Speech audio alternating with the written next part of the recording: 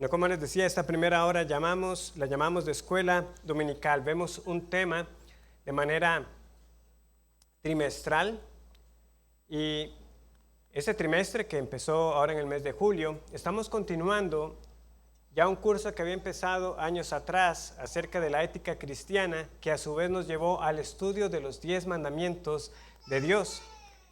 Y en ese estudio estamos ahora mismo en el cuarto mandamiento, el cual es la meta ya poder finalizarlo. Hoy lo hemos estudiado ya por 3 domingos, realmente un poco más si tomamos en cuenta la introducción con la que finalizamos el año pasado. Pero esto es para ubicar a los que nos visitan hoy, para que sepan por qué estamos estudiando hoy el cuarto mandamiento. Esta es la razón. Es un estudio que ya empezó el año pasado y estaremos estudiando los 10 mandamientos hasta el mes de septiembre, hasta donde podamos llegar. Si no finalizamos con los 10, pues el otro año cuando volvamos al trimestre que me corresponde, pues continuaremos con el estudio. Entonces, el cuarto mandamiento. El cuarto mandamiento, a modo de pequeña introducción para ubicar a quienes nos visitan, nos indica no solamente que el Señor nos ha dado un día para adorarle a Él, el día domingo, como hoy estaré aclarando esto en la parte de preguntas y respuestas, sino también 6 días para trabajar. Entonces, ¿a qué nos llama el Señor en su día? Quiero que busquemos por un momento Isaías 58, versículos 13 y 14. Isaías 58, 13 y 14. Dice así la palabra del Señor: Si retrajeres el día de reposo tu pie, de hacer tu voluntad en mi día santo, y lo llamares delicia, santo, glorioso de Jehová, y lo venerares, no andando en tus propios caminos, ni buscando tu voluntad, ni hablando tus propias palabras, entonces te deleitarás en Jehová, y yo te haré subir sobre las alturas de la tierra, y te daré a comer la heredad de Jacob tu padre, porque la boca de Jehová lo ha hablado.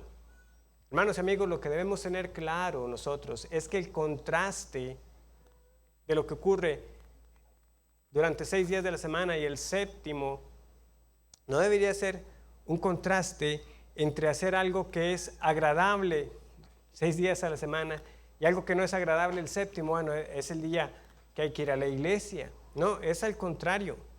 Es entre hacer mi voluntad y la voluntad de Dios. Y la voluntad de Dios es que en este día Él sea adorado. Es que nosotros encontremos el placer en adorar al Señor en el día que particularmente Él ha apartado, que ahí hallemos nuestro deleite.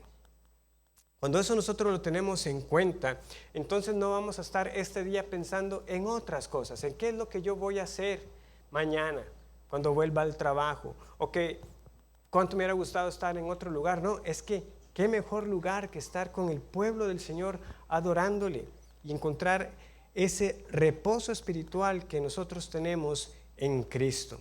De nuevo, no es un asunto entre mi placer y el placer de Dios. No, Dios me está diciendo: encuentre su placer en adorarme a mí. Ahí es donde está ese verdadero deleite.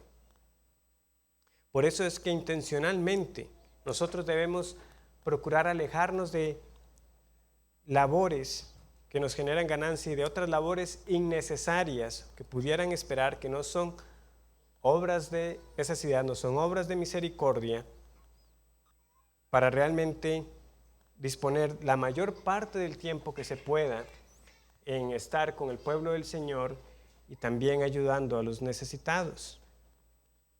Pero como les decía, en este asunto del trabajo no es solamente aquellos que intencionalmente, innecesariamente trabajan el día domingo y hacen trabajar a otros. Yo finalizaba el domingo anterior con un pasaje que debemos analizar, que es Números 15, 32 al 36. Y en Números 15, 32 al 36, se nos describe a un hombre que salió en el día de reposo por unas piezas de madera, por algo de leña. Dice nuevamente el pasaje, Números 15, 32, estando los hijos de Israel en el desierto, hallaron a un hombre que recogía leña en día de reposo, y los que le hallaron recogiendo leña, lo trajeron a Moisés y a Aarón, y a toda la congregación, y lo pusieron en la cárcel, porque no estaba declarado qué se le había de hacer. Y Jehová dijo a Moisés, irremisiblemente muera aquel hombre, apedréelo toda la congregación fuera del campamento. Entonces lo sacó la congregación fuera del campamento, y lo apedrearon y murió, como Jehová mandó a Moisés. Aquí lo que hay que pensar es lo siguiente: si era tan claro que este hombre había quebrantado el día de reposo, él hubiera sido muerto inmediatamente. Pero el texto nos dice a nosotros que no estaba declarado qué se le había de hacer. Porque ya habíamos visto ese pasaje también. El Señor da el maná para el pueblo, un pan celestial, un pan dado milagrosamente, un pan que se lo recogía todos los días y el día siguiente, si se lo recogía todos los días y el día de reposo, el día anterior al día de reposo, el Señor les decía que recogieran doble porción. ¿Por qué? Porque al día siguiente no iba a haber maná. Y lo que pasaba con este pan es que al día siguiente se agusanaba. ¿Por qué? Porque el pueblo tenía que confiar en que el Señor iba a proveer para ellos. Pero providencialmente, al día siguiente, que era el día de reposo, para ese día, aunque ellos habían recogido doble porción, el pan que les quedaba para ese día no se agusanaba. Y sin embargo, algunos en su incredulidad y desobediencia salieron ese día. Y el Señor dice, ¿hasta cuándo van a seguir probándome? Pero este hombre sale entonces por algo de leña y no se nos da mayor información. O sea, lo que uno pudiera hacer es especular. ¿Verdad? Como alguno decía, bueno, que quizás quería comerse el maná tostado. Va a poner algo de leña. Pero ¿estaba realmente trabajando? O algunos incluso han sugerido, bueno, quizás es que con esa leña y ese fuego iba a ofrecer algún sacrificio a algún dios falso. Como les digo, eso sería especular. El contexto nos da a nosotros la pista de por qué el incidente inicialmente les hace cuestionar qué se debe hacer con ellos. A Moisés, ¿verdad? Un hombre que había recibido la ley de Dios, que veía a Dios cara a cara. Y sin embargo, toman a este hombre en este acto y dice, debemos consultar al Señor. Vayamos unos versículos atrás, aquí mismo en Números 15. Versículo 27. Dice así: si una persona pecare por yerro, ¿verdad? Es equivocación, desconocimiento.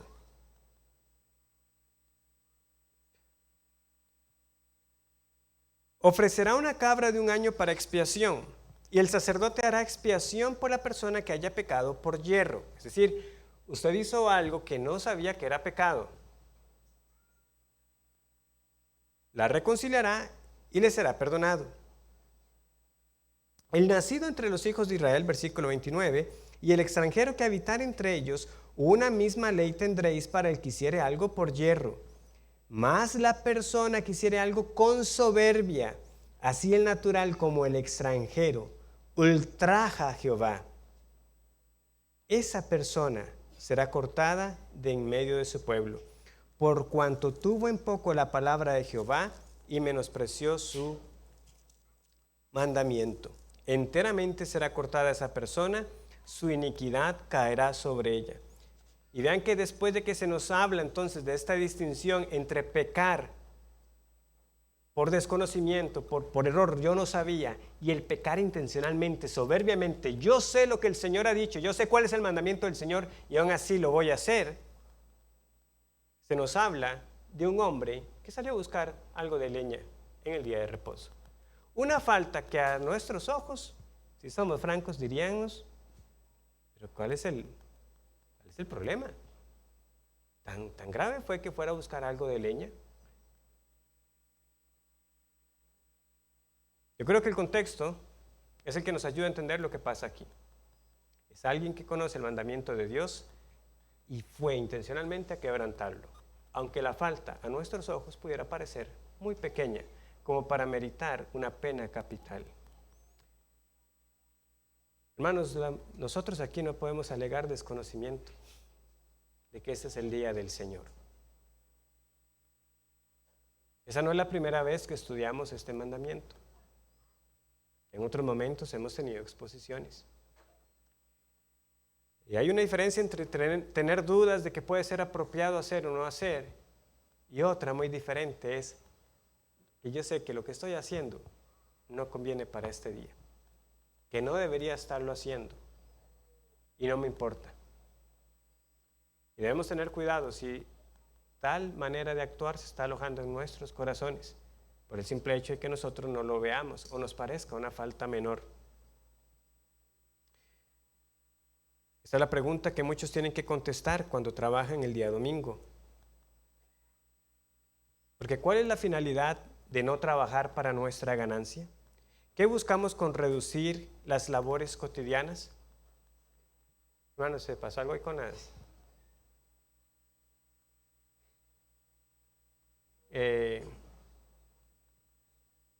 Nada más para entender, es que esa no es la sección que dice clase 4. Entonces, ¿qué es lo que nosotros buscamos con reducir esas labores cotidianas? Lo que buscamos es apartar tiempo para adorar al Señor, para tener comunión con su pueblo, para el hacer misericordia. Y esto incluye liberar el tiempo para nosotros, tanto como podamos, y también liberar el tiempo de otros, en especial para los que son patronos y los que somos cabezas de hogar. Nosotros debemos administrar nuestros hogares para que toda la familia también esté libre para estar aquí. Es lo que debe supervisar uno como padre de familia. ¿Cómo están administrando el tiempo mis hijos? Para que no tengan excusa conforme crecen de que papi, hoy no puedo ir a la iglesia porque tengo que hacer algo del colegio, algo de la universidad. ¿Cómo estoy ayudando a mi esposa también para que el día domingo no sea un día ajetreado? Y los que son patronos y tienen personas a su cargo, están buscando, aun si les fuera necesario tener que, de cierta manera, habilitar su negocio o empresa el día domingo, procurando que sus empleados tengan una cierta cantidad de domingos libres al año para que puedan congregarse. Eso es lo que debería pasar en nuestros hogares y en nuestras empresas si las tenemos. Por cierto, un empleador no puede supervisar qué va a hacer su empleado el día domingo. El asunto es que usted delante del Señor sabe que esa persona no va a poder acusarle de decir que nunca tuvo tiempo para ir a la iglesia porque ese opresor que tuve como patrono nunca me dio un domingo libre. Eso se podía decir de los de Egipto, ¿verdad? No había día libre, no había día de descanso, pero no debería decirse de un patrono cristiano, aunque nosotros no podamos obligar a las personas a que se congreguen. ¿Entienden? Es un asunto de cosmovisión. O sea, yo sé que estoy haciendo lo que debo hacer. No voy a trabajar yo y no va a trabajar ni mi buey, ni mi asno, ni las personas que tenga cargo. No estoy tratando de bueyes ¿se entienden, verdad, lo que está pasando? O sea, el asunto es hasta dónde se extiende. Recuerden que hasta el suelo no le daba descanso.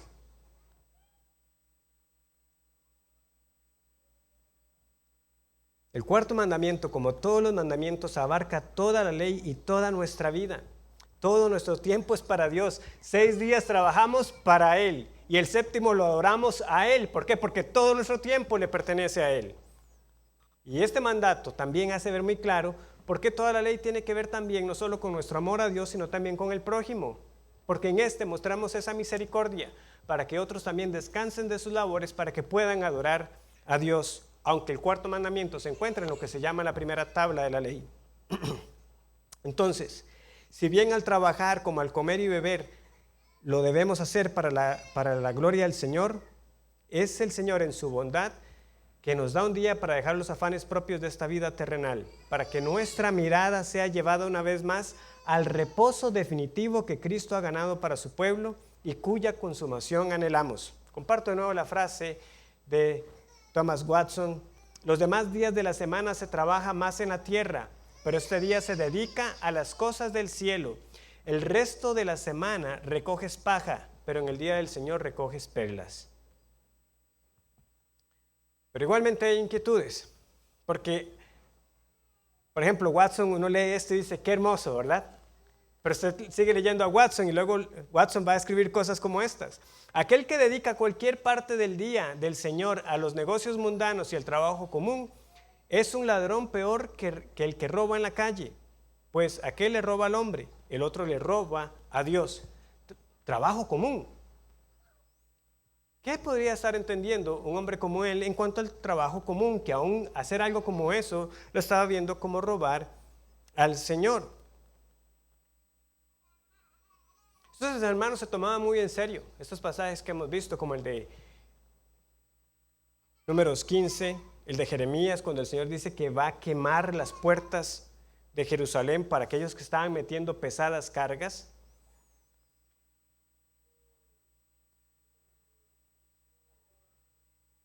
Entonces, si el Señor le dice al pueblo, prepare su maná el día anterior para que no lo cocine el día siguiente. Si le dice al pueblo, yo voy a quemar sus puertas por estar metiendo carga pesada en el día santo. Si castiga a aquel que fue por un poco de leña, lo que nosotros debemos entender es el principio que hay detrás, que nos debe mover en la dirección de buscar reducir.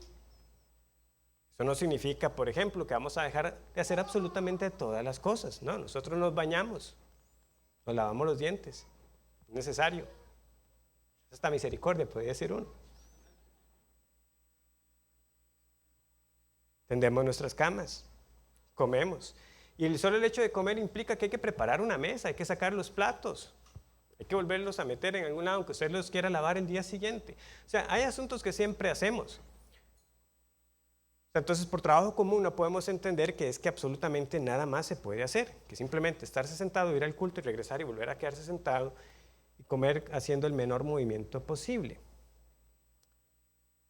El asunto aquí es que nosotros sin querer también podemos caer en las sutilezas, como caían los fariseos, o como caía aquel rabí. ¿Recuerdan una ilustración que les había compartido acerca de que en una sinagoga, ¿verdad? Obviamente ya esto es en tiempos recientes, porque están hablando de una máquina de lavaplatos. Se le preguntan, rabí, ¿es pecado, verdad? Si ponemos la lavaplatos en el sábado. Bueno, no se ponen los platos descuidadamente. O sea, como usted los echa ahí y cierra la lavaplatos, y que se lave como sea que salga. O sea, como les digo, vean qué nivel de sutileza en el que se puede llegar a caer. Y lo mismo estaban haciendo los fariseos, ¿verdad? Que era pecado ir y agarrar un poco de trigo con la mano para comer. O que era prohibido que el Señor estuviera sanando a una mujer enferma desde hace 18 años, o a un paralítico que tenía 35 años en el día de reposo. ¿Cómo podían ver eso como quebrantar el día del Señor? Y nosotros podemos caer con esas versiones modernas de que en el domingo, ahora no podemos levantar el lecho, no se pueden tomar unas espigas para comer. Y salir con cosas como que es absolutamente prohibido salir a comer, hablar de fútbol, pero sí de política, ir de compras. Podemos llegar a salir con ese tipo de cosas. Alguien puede decir, no, absolutamente prohibido ir al estadio, pero igual te pones a ver un partido en la casa. No, yo no salgo de compras, pero compra en línea un domingo. Y podemos empezar, ¿verdad?, a tratar de ver dónde dibujamos la línea. Lo que cada uno debe tener en cuenta es quién tiene el peso de la prueba. ¿Quién es el que tiene que demostrar que lo que está haciendo es consecuente con guardar el día del Señor y de las bendiciones que como creyentes disfrutamos ahora, siendo parte de un mejor pacto? Porque nosotros estamos llamados a observar este día mejor que los fariseos. Y el incurrir en estos hechos, ¿verdad?, de estar legislando hasta los actos más mínimos, lo que yo debo preguntarme es, ¿estoy aprobando lo mejor? ¿Estoy glorificando a Dios con este uso del tiempo que me ha dado para santificarlo a Él? Usted puede decir realmente, esto, ¿tengo que hacerlo hoy o puede esperar mañana? Y si lo voy a hacer, ¿cómo puedo glorificar al Señor al hacerlo?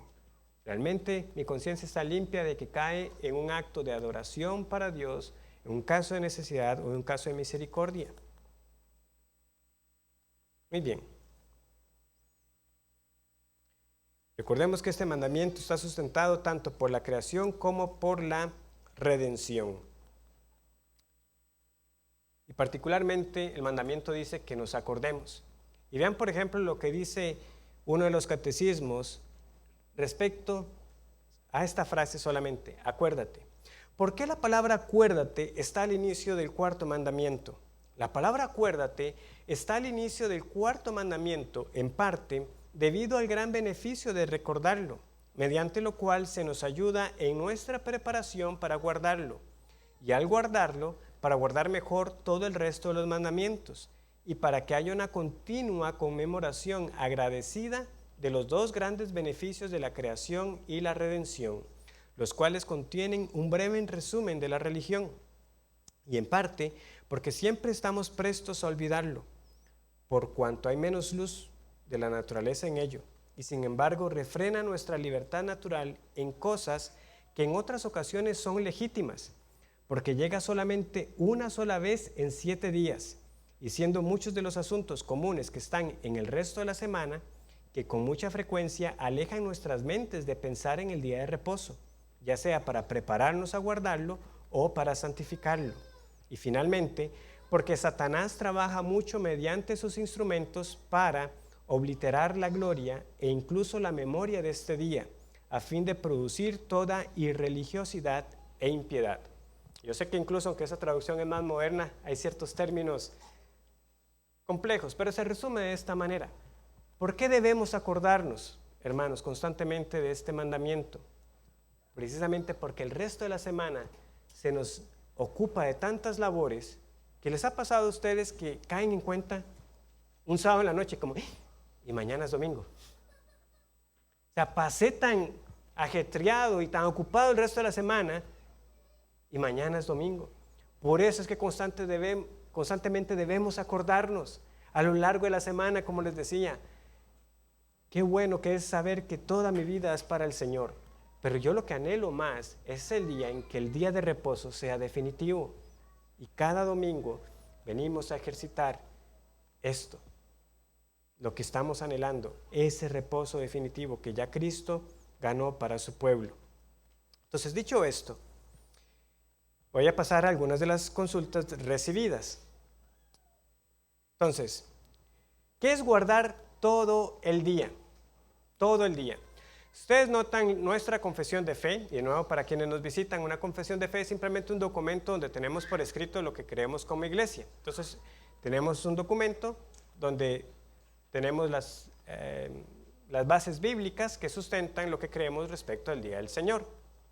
Y parte de ello es que creemos que el Señor ha apartado una proporción del tiempo para adorarle. Ahora, parece que esa proporción de la que se está hablando es de un día entre 7, es decir, un día es para el Señor. Y por eso, también cuando estudiamos más detalladamente, vamos a notar que muchos hombres del Señor han sido insistentes en señalar esto, es todo el día para el Señor. Entonces alguien me pregunta, pastor, ¿y cómo entendemos eso? ¿Son las 24 horas del día? Igualmente en este día no tenemos que dormir. O sea, ¿cómo guardamos 24 horas para el día del Señor? Entonces, ¿cómo debemos entenderlo? Bueno, estrictamente hablando, pues sí, cuando hablamos de un día, tenemos que hablar de sus 24 horas. Bueno, en realidad un poquito menos y por eso hay que estar ajustando cada cierto tiempo, ¿verdad?, nuestros calendarios. Pero eso es un entendimiento que tenemos nosotros ahora, ¿verdad?, que medimos el tiempo de esta manera. Nosotros debemos ver cómo se entiende un día en las Escrituras. Y una de las primeras evidencias la tenemos es en Génesis capítulo 1. ¿Y cómo se define un día en Génesis?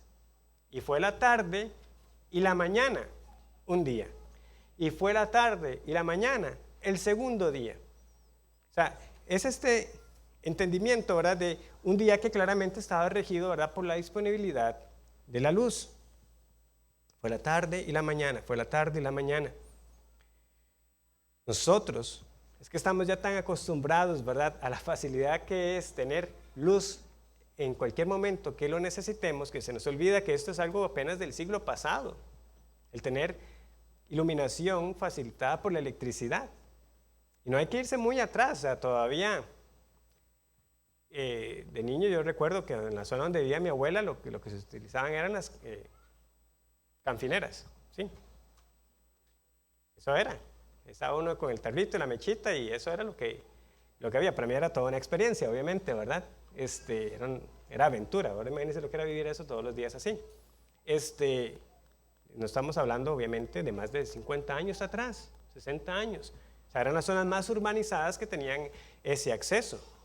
De hecho, recuerdan a Jesucristo en Juan capítulo 9 que habla de que la noche viene cuando nadie puede trabajar, porque eso era la realidad. O sea, llegaba la noche y ya lo que usted tenía era una iluminación escasa, ¿verdad? En aquel entonces buscando a ver con qué, aceite de algún animal, algún tipo de grasa, ¿verdad? Para usted encenderle fuego y tener algo de luz en la noche. Pero realmente, ¿verdad? Como nosotros a veces usamos esa frase, como las gallinas, ¿verdad? Era así, o sea, salía el sol, usted trabajaba, se iba el sol, dejaba de trabajar. Eso era un día para usted. Entonces, sí, las personas han buscado, ¿verdad?, cómo aumentar esa disponibilidad de luz con el paso del tiempo. Y ahora para nosotros la noche no es sinónimo de que cesó toda actividad. Más bien es todo lo contrario, ¿verdad? O sea, hay eventos a toda hora. Y se habla de las ciudades que no duermen. O sea, están siempre encendidas. Ya eso no es sinónimo de tener la vida. ¿A qué quiero llegar con esto? Bueno, que aunque para nosotros lo más sensato es entender que el domingo inicia a partir de la medianoche, no importa cómo dividamos el tiempo, una parte de ese día va a tener que dedicarse para dormir. ¿Por qué? Porque es necesario. Y una parte de ese día vamos a tener que comer porque es necesario. Y haremos otras labores propias de alistarnos para venir y continuar adorando al Señor aquí con la iglesia. El Dios que adoramos en nuestras casas, continuamos adorándolo ahora aquí en la compañía, en la hermosura de los hermanos, habitando en armonía. Y en el espacio entre los cultos y posterior a ellos, pues también haremos otras cosas necesarias y otras actividades que no son propiamente estar en un culto. Nos podemos reunir simplemente para compartir con otros hermanos. Podremos cantar el de cumpleaños a alguno. Podremos tener algún juego dinámico o dinámica que veamos apropiada para el día del Señor. Como les digo, siempre buscando aprobar lo mejor. El asunto es que nosotros también, sabiendo esto, debemos estar cuidadosos, ¿verdad? De una actitud entonces ahora sí, inició el día del Señor y ya terminó el día del Señor. Ahora sí, ya puedo hacer lo que quiera. ¿Cómo no? Pero lo que usted quiere hacer es adorar al Señor. ¿Pero por qué les menciono estas cosas? A mí no se me olvida, en una muy breve experiencia laboral que tuve recién graduado, que en el tiempo de almuerzo empiezan los compañeros de trabajo a hablar acerca de diferencias entre lo que ellos dirían religiones y los judíos y los adventistas y los cristianos. Entonces recuerdo que decían esto. No, vean, es que el día del Señor se tiene que guardar de la siguiente manera. Usando este principio de la tarde y la mañana es a partir de las 6 de la tarde del viernes hasta las 6 de la tarde del sábado siguiente. Ese era el día de reposo. Y otro decía, sí, pero yo lo hago con la hora de Jerusalén. Todavía más exacto, ¿verdad? Según él. Estaban tan preocupados por el tiempo, pero no de lo que hacían en él. No, hermano, nosotros no deberíamos caer en esa forma de pensar, ¿verdad? Como si hay un cierto umbral, ¿verdad?, que estamos cruzando, porque igualmente seríamos culpables como aquellos a los que Amós amonestó. Pasaje que les leía el domingo pasado, pero lo traigo otra vez. Amós 8:5. ¿Cuándo pasará la luna nueva para vender el grano y el día de reposo para abrir el mercado de trigo, achicar el efa, aumentar el ciclo y engañar con balanzas falsas? ¿En qué estaba su mente? Ellos simplemente estaban deseando que pasara la hora, que ya pasara el día. Ellos no estaban en el día del Señor, estaban sus cuerpos ahí. Ellos supuestamente estarían en sus casas, no haciendo otras actividades o llevando los sacrificios. Pero realmente el Señor, que conoce los pensamientos, dice, ustedes no están en eso. Ustedes lo que están es deseando que esto termine para volver a sus actividades pecaminosas. Entonces sí, todo el día es para el Señor, en el sentido de que todo el tiempo tenemos que aprovecharlo lo más que podamos. Pero de nuevo, no estamos siendo irracionales en que de nuevo ese día se duerme, ese día se come, ese día hablamos, compartimos, nos alistamos. Eso, entonces, aprovecho para ir a otra pregunta. Tengo 10 minutos para abarcar las preguntas que quedan. ¿Por qué 2 cultos? 2 cultos. Esa es otra pregunta, ¿verdad? Que a veces surge, pero, pastor, ¿dónde dice en la Biblia que son 2 cultos el domingo? No hay versículo.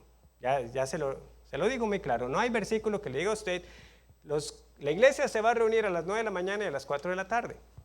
No, eso no lo vamos a encontrar. Ahora, ¿por qué nos reunimos en esta iglesia 2 veces? Bueno, porque ese es el acuerdo al que hemos llegado. O sea, toda persona que se une aquí entiende que ese es el acuerdo. Ahora, ¿tiene ese acuerdo un sustento bíblico? Sí, o sea, el que no haya un versículo explícito que diga que la iglesia debería tener 2 cultos el día del Señor, no quiere decir que no hayan algunos patrones bíblicos que podamos considerar. Y aquí voy a hacer eco de un artículo de John Benton del 2017, muy bueno. Ahora lo voy a expresar en parte con mis palabras, pero como les digo, ese es el autor original de un artículo muy bueno que defiende, ¿verdad?, por qué es bueno tener 2 cultos. Primero, hay razones prácticas. Los días que vivimos, ciertamente sabemos que muchos tienen que trabajar el domingo. Una iglesia que solo tenga un culto va a impedir para que varios que tienen que trabajar el domingo no puedan reunirse del todo.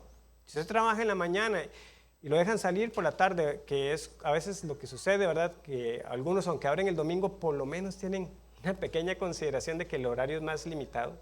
No todos, pero algunos. ¿No pueden ir por la mañana? Bueno, pueden ir por la tarde. O tuvo que trabajar un turno de noche el sábado siguiente y llega realmente muy cansado. Para estar en el culto matutino, está el culto de la tarde.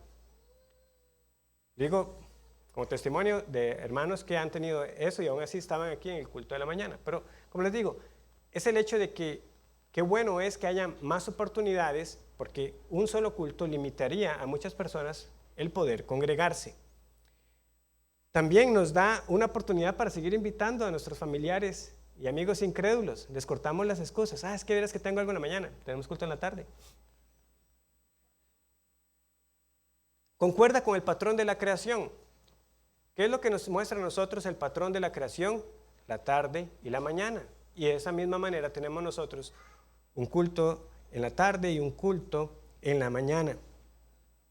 Ese es el patrón que los israelitas entendieron. Ahora, yo sé que ciertamente ese patrón no se dice del 7º día, ¿verdad? No se nos dice que fue la tarde y la mañana el 7º día, pero el patrón está ahí para los israelitas entender con facilidad. Claro, el Señor trabajó 6 días y descansó el 7º, pero el día lo contamos tarde y la mañana. Otras más sólidas. Bueno, concuerda con las apariciones de Cristo. Cristo apareció a las mujeres y a los discípulos en distintos momentos del día. Él apareció al amanecer, cuando lo fueron a buscar. Él apareció también en la tarde, Juan 21 y Juan 20:19. Por tiempo no vamos a leer las citas.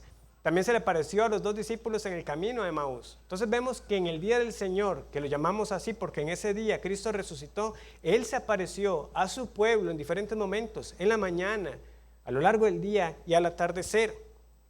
Sobre todo corresponde con el ejemplo de la iglesia primitiva. Vamos a Hechos capítulo 2. Hechos capítulo 2. Aquí tenemos, ¿verdad?, a los 120 reunidos. Y nos dice que cuando llegó el día de Pentecostés estaban todos unánimes juntos. Ahora, Pentecostés, ¿cuándo era? Un domingo, ¿verdad? Como les dije que así se contaba, 50 días. Entonces, el día 50 era un primer día de la semana, entonces está en un domingo. Ahora, ¿cómo sabemos que estaban reunidos por la mañana? Versículo 15, porque Pedro en su discurso dice lo siguiente: porque estos no están ebrios como vosotros suponéis, puesto que es la hora tercera del día. ¿Y cuál es la hora tercera en este sistema de contar? Las 9 de la mañana. O sea, Pedro está diciendo, es demasiado temprano para que estén borrachos. Entonces, estaban reunidos en la mañana. Pero también tenemos ejemplo de Iglesia del Señor reunida un primer día de la semana por las tardes, Hechos 27. El primer día de la semana, reunidos los discípulos para partir el pan, Pablo les enseñaba, habiendo de salir al día siguiente, y alargó el discurso hasta la medianoche. Eso sí es un culto. O sea, están reunidos en la tarde. Ya luego sabemos lo que pasa, Eutico cae, ¿verdad? Se muere, lo resucitan. Pero entonces vemos a la iglesia reuniéndose por la mañana, por la tarde. Hay que pensar que esas reuniones vespertinas, de hecho, fueron más bien las más comunes, hasta indispensables. ¿Por qué? Porque Roma no era cristiana. Muchos igualmente tenían que trabajar el día domingo y era finalizado ese día laboral que muchos podían reunirse. ¿Para qué? Para participar de la cena del Señor. Y ese detalle no es tan trivial porque la palabra para cena, y no voy a ser dogmático aquí y no me quiero desviar en otro asunto, pero la palabra cena es la comida de la tarde. Hay otras palabras para comida que se nos da en la Escritura, que es una primera comida, la que rompe el ayuno o para el almuerzo, Mateo 22:4, Lucas 14:12. Pero la palabra para cena, como de cena del Señor, pues es eso, es la comida que se hacía al atardecer o al finalizar el día. Entonces, si la iglesia se reunía para tener la cena del Señor, bueno, pues ¿en qué momento del día se estaban reuniendo? Finalmente, tener dos cultos es tener dos oportunidades. Es una doble oportunidad para ser animado. ¿Cuántos de aquí pueden testificar de lo bueno que es haber dicho, ¿qué hubiera hecho yo en la casa? ¿De qué me hubiera perdido si me hubiera quedado en la casa? Y aquí vine y un hermano me saludó, se sentó, habló conmigo, oró conmigo. La palabra del Señor particularmente consoló, amonestó mi vida. Pero si eso no pasó en el de la mañana, puede que pase en el de la tarde. Y cuando usted se queda en su casa y solo viene a uno de los cultos, se está perdiendo esa oportunidad. Pero venir a los dos cultos es tener una doble oportunidad para ser amonestado, exhortado, consolado. Pero también es una doble oportunidad para usted ser un instrumento del Señor para otros. Si no fue en la mañana, fue en el de la tarde, que usted entonces saludó a un hermano, se sentó con él, habló con él, lo escuchó, oró. Hay un sentido incluso del solo hecho de venir aquí y ver a la iglesia reunida y llena que también trae ánimo. Bueno, es porque yo sé que hay varios en Alajuela. Y a veces hasta trae un cierto desconsuelo uno venir y a veces ver la iglesia un poco vacía. Pero cuando todos estamos acá y estamos todos juntos y se escuchan todas esas voces, solo eso es de ánimo también. Yo no olvido, bueno, y porque la persona todavía está aquí presente, no voy a mencionar el nombre, pero hace muchos años, yo todavía ni era pastor, pero recuerdo escuchar a esa persona cantar, no particularmente la voz más potente, pero cantaba al Señor. Por la diferencia de edad, ¿verdad? Obviamente una persona mucho mayor, una mujer anciana de la congregación. ¿Cuánto ánimo? ¿Cuánto ánimo? Y usted se pierde de eso cuando no está aquí. ¿Por qué no aplicamos nosotros que más es mejor para los cultos? No recuerdo el autor de la frase, pero se la había visto a un hermano en un estado que compartió, pero parafraseo, ¿verdad? Que alguien cuestionaba, ¿por qué dos cultos? Y verdad, y como a modo de reproche decía así, ¿verdad? ¿Por qué dos cultos y no tres?